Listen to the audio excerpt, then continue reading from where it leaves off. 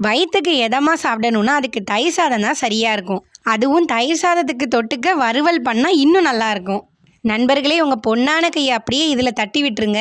சரி, கொஞ்சம் ஏதாவது வித்தியாசமாக பண்ணுவோன்னு சொல்லி கோவக்காயில் வறுவல் பண்ணோம். வீட்டில் கோவக்காய் இருக்குன்னு நினச்சி தான் அதை வறுவல் பண்ணலான்னு முடிவு பண்ணோம். கடைசியில் பார்த்தா வீட்டில் 4 கோவக்காய் தான் கிடக்குது. சரி, கோவக்காய் வறுவல்னு முதல்ல முடிவு பண்ணதால் கடைக்கு போய் கோவக்காய் வாங்கிட்டு வந்துட்டோம். கடைக்கு போயிட்டு வந்ததுனால ரொம்ப தாகமாக இருந்தது. சரி, எலுமிச்சம்பழம் போட்டு குடிக்கலான்னு பார்த்தா பழம் ரொம்ப புளிப்பான பழம் போல்.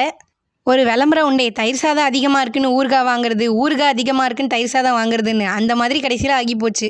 சீனி, உப்பு, தண்ணின்னு மாற்றி மாற்றி போட்டு ஒரு வழியாக குடிச்சாச்சு.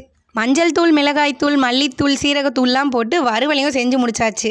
முதல்ல கொஞ்சம் பூண்டும் சேர்த்துக்கோங்க. கோவமாக இருக்கவங்க சாப்பிட ஏற்ற காய்னு இந்த பேர் வச்சுட்டாங்களோன்னு பார்த்தேன். அது கோவக்காய் இல்லை, கோவைக்காய். கோவைங்கிறது கொடி. இது கொடியில் காய்க்கிறதுனால இதுக்கு இந்த பேர். உங்களுக்கு இந்த வறுவல் பிடிச்சிருக்கான்னு சொல்லுங்கள்.